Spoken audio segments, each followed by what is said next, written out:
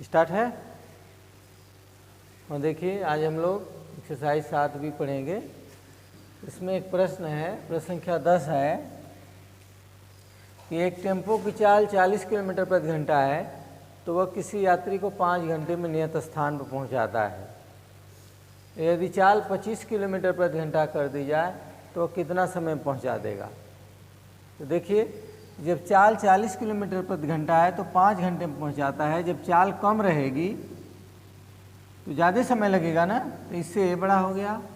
ये देखो 40-25 से बड़ा है, एक तीर ऊपर है एक नीचे है, तो आप यहाँ लिखोगे चूँकि प्रतिलोम संबंध है। यहाँ कौन संबंध है? चूँकि प्रतिलोम संबंध है इसलिए 40/25 बराबर x/5। देख रहे हैं ना, तीर वाला अंश हो जाएगा पुछ वाला हर, x/5 हो गया। तीर गुणा कर दीजिए, तीर गुणा करेंगे तो x का 25 में 40 गुणते 5 तो हो गया 25x। 40 में 50 का कर दें, अरे 5 का 200, तो x बराबर 200/25 8। ठीक ना? कितना घंटा लगेगा? 8 घंटा लगेगा। पुनः देख लें कि एक टेम्पो है, उसकी चाल 40 किलोमीटर प्रति घंटा है तो वह किसी यात्री को नियत स्थान पर 5 घंटा पहुंचाता है। यदि चाल 25 कर दिया जाए तो कितना घंटा पहुंचा देगा। ठीक ना? देख लो इसमें ये बड़ा है, जब चाल कम होगी तो समय ज़्यादा लगेगा, तो 5 से बड़े x वाला हो गया। तो प्रतिलोम संबंध है, तीर गुणा करके निकाल लेंगे। देखिए प्रश्न संख्या 11 क्या है?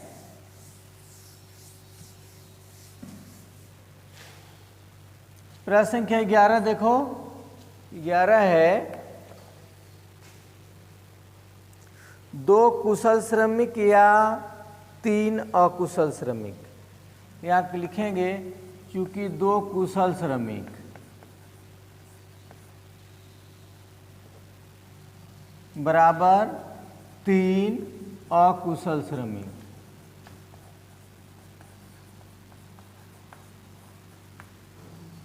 ठीक ना? देखो 2 कुशल श्रमिक या 3 अकुशल, यानी 2 कुशल श्रमिक किसके बराबर हैं? 3 अकुशल के। इसलिए 1 कुशल श्रमिक, 1 कुशल श्रमिक बराबर 2 की भाग दे दें, 3/2 अकुशल श्रमिक, अकुशल श्रमिक। देख रहे हैं? फिर पूछा हमसे कि 2 कुशल श्रमिक या 3 श्रमिक एक काम को 20 दिन में पूरा करते हैं, तो 6 कुशल श्रमिक और 1 अकुशल श्रमिक, 6 कुशल श्रमिक।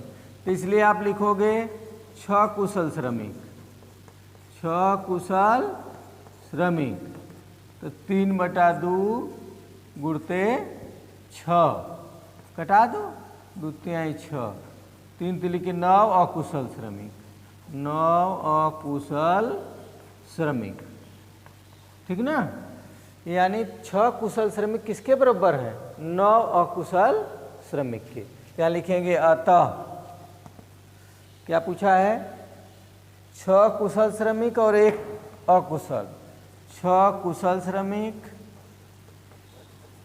6 कुशल श्रमिक प्लस 1 अकुशल श्रमिक। ठीक?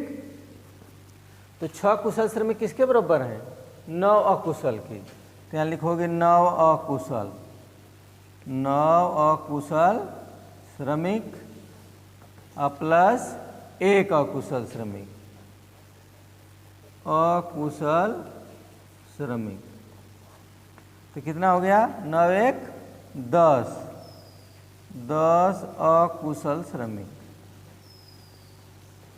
ठीक ना? तो आप यहाँ बनाएंगे अब कि 2 कुशल श्रमिक या 3 अकुशल श्रमिक, तो आप यहाँ लिखोगे अकुशल श्रमिक, अकुशल श्रमिक, यहाँ लिखोगे दिन। तो करा 3 अकुशल श्रमिक 20 दिन में करते हैं।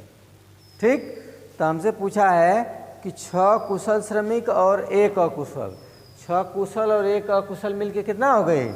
10 अकुशल। इसलिए 10 कितना हो जाएंगे? 10 अकुशल श्रमिक कितना दिन में करेंगे? देखिए, जब 3 अकुशल हैं तो 20 दिन में करते हैं, जब 10 गो श्रमिक हो जाएंगे तो कम दिन में ना होगा। तो कौन बड़ा हो गया है? ए वाला ऊपर बड़ा हो गया, ए वाला नीचे देखो बड़ा है। चूँकि प्रतिलोम संबंध है इसलिए 10/3 बराबर 20/x। गुणा कर दीजिए, 10x बराबर 20 गुणते 3, 10x बराबर 60, तो x बराबर 60/10 और 6 दिन। कै दिन लगेगा? ये आंसर है आपका। पुनः देख लीजिए, 2 कुशल श्रमिक या 3 अकुशल श्रमिक, 2 कुशल श्रमिक, 2 कुशल श्रमिक या 3 अकुशल श्रमिक, देख रहे हैं? यानी 2 कुशल श्रमिक बराबर 3 अकुशल श्रमिक। ठीक, इसलिए एक कुशल श्रमिक कितना होगा? 2 की भाग दे दो। इसलिए हमसे पूछा है 6 कुशल श्रमिक, तो 6 का गुणा कर देंगे, 9 अकुशल श्रमिक। तो पूछा हमसे है कि 6 कुशल श्रमिक और 1 अकुशल श्रमिक कितना दिन में करेंगे? तो 6 कुशल श्रमिक किसके बराबर है? 9 अकुशल के, और 1 अकुशल है, 10 अकुशल हो गए। तो आप लिखोगे अकुशल श्रमिक दिन, तो 3 अकुशल श्रमिक काम करते हैं 20 दिन में, तो 10 पूछा है, तो आप ऐसे प्रतिलोम संबंध निकालेंगे तो 6 दिन आएगा। ठीक है, ऐसे कर देंगे। प्रश्न संख्या 12 देखिए क्या है। प्रश्न संख्या 12 देखो,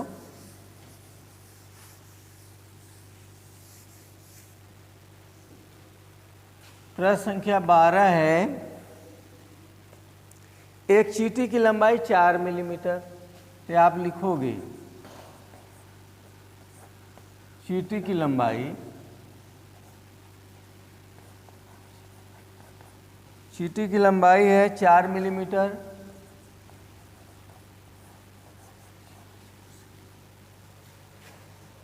टिड्डे की लंबाई 4 सेंटीमीटर, टिड्डे की लंबाई 4 सेंटीमीटर। देख रहे हैं? तो हमसे पूछा टिड्डे और चींटी की लंबाई का अनुपात, टिड्डा और चींटी का लंबाई का अनुपात। तो सबसे पहले दोनों की मात्रक समान होनी चाहिए, ठीक ना? तो हम जानते हैं कि चूंकि 1 सेंटीमीटर बराबर 10 मिलीमीटर होता है, 1 सेंटीमीटर में कै मिलीमीटर होते हैं? तो 4 सेंटीमीटर में कितना हो जाएगा? 40 मिलीमीटर। तो हमसे पूछा है कि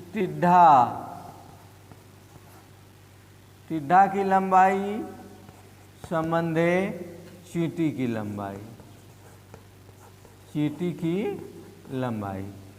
तो टिड्डा की लंबाई क्या है?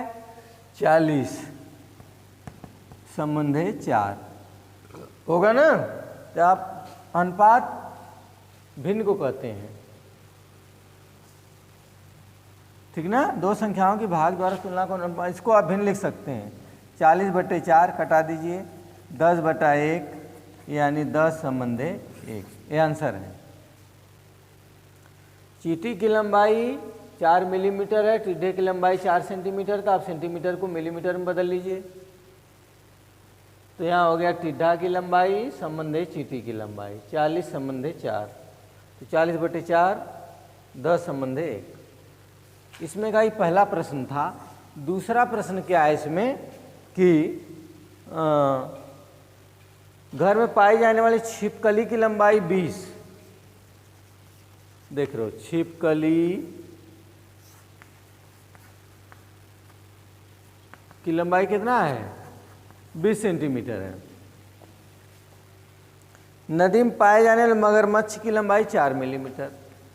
मगरमच्छ